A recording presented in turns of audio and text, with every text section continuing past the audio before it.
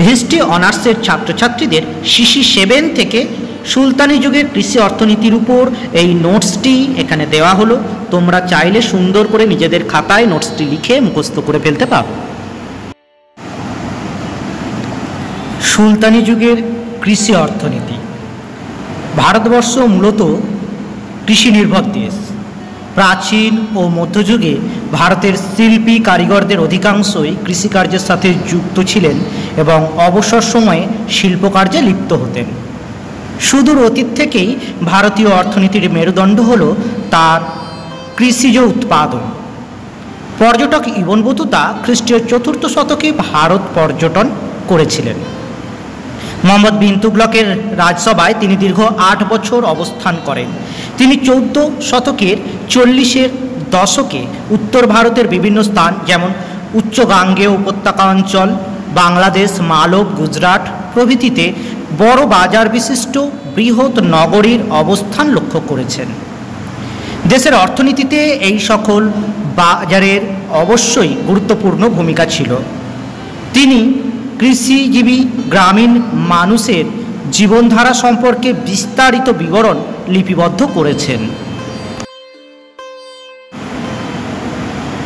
তার মতে এদেশের জমি খুবই উর্বর এবং বছরে 2 বার ফসল ফলানো যেত।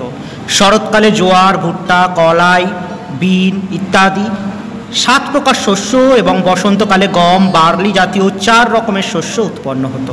অবশ্যই ইরফান হাবিব মনে করেন বছরে 2 বার উৎপাদন হলেও একই জমিতে 2 বার ফসল ফলানো যেত না। কৃষি উৎপাদনের মধ্যে উল্লেখযোগ্য ছিল বিভিন্ন প্রকার চাল, ডাল, তৈলবীজ, আখ, তুলা ইত্যাদি। ইবন বতুতার রেহালা গ্রন্থ অনুসারে এলাহাবাদের সন্নিকটে কারা, মানিকপুরের মাটি খুব উর্বর ছিল। এই 2টি স্থানে চাল, গম, আখ উৎপন্ন হতো। ফিরোজ তুগলকের আমলে জলসেচ ব্যবস্থার পর ফিরোজাবাদ ও পার্শ্ববর্তী অঞ্চলে ডাল, গম, তিল ও আখ চাষের শ্রীবৃদ্ধি ঘটেছিল। চালের মধ্যে বিশেষ মিহি চাল হিসাবে শিরসুতি চালের কদর ছিল। দিল্লিতে এই চালের চাহিদা ছিল সর্বাধিক। সাধারণভাবে রাজধানীর শস্যগোলাতে চাল সংরক্ষিত রেখে দীর্ঘদিন ধরে বাজারে যোগান দেওয়া হতো। ইবন বতুতার মতে ভারতীয় ফলগুলির মধ্যে আমের চাহিদা ছিল বেশি। গাঙ্গেয় সমভূমি অঞ্চলে সুস্বাদু আমের ফলন হতো। আমির খসরু লিখেছেন যে ইসলামিক দেশগুলির নিজস্ব ফল তরমুজ, খরমুজ ইত্যাদির তুলনায় আম ছিল অধিক জনপ্রিয়। প্রসঙ্গত উল্লেখ্য যে বাবর তার তুজুকি বাবরি গ্রন্থে ভারতীয় ফলের মান বা স্বাদ সম্পর্কে হতাশাই প্রকাশ করেছেন। তাই কাবুল থেকে উৎকৃষ্ট মানের খরমুজের চারা এনে আগ্রার বাগানে তিনি লাগিয়েছিলেন।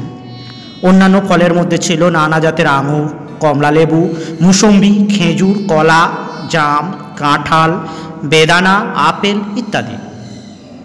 মোহাম্মদ বিন তুগলকে কৃষকদের আঙুর ও খেজুরের চাষ বাড়ানোর জন্য উৎসাহিত করেছিলেন। ফিরোজ শাহ তুগলক দিল্লির আশেপাশের বাগিচা স্থাপন করে নানা জাতের আঙুর ফলাতেন। যোধপুরে প্রচুর উন্নত মানের বেদানা চাষ হতো।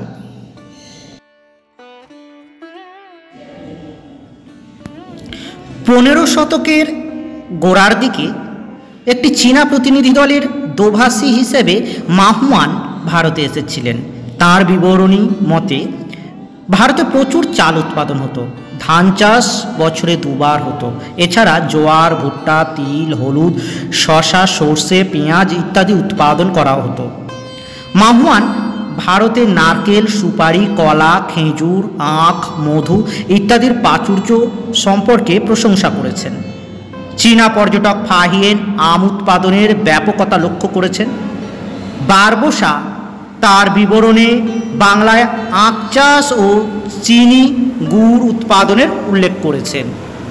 মালিক মোহাম্মদ জায়সির পদ্মাবত কাব্যে ভারতে বাগিচা ও ফল উৎপাদনের প্রশংসা আছে। প্রাচীনকাল থেকেই ভারতে নানাজাত ফুলের চাষ হতো। মধ্যযুগেও সেই ধারা অব্যাহত ছিল। কে এম আশরাফ লিখেছেন, সৌন্দর্য, সৌরভ ও বৈচিত্র্যে ভারতীয় ফুল অতুলনীয়। আমির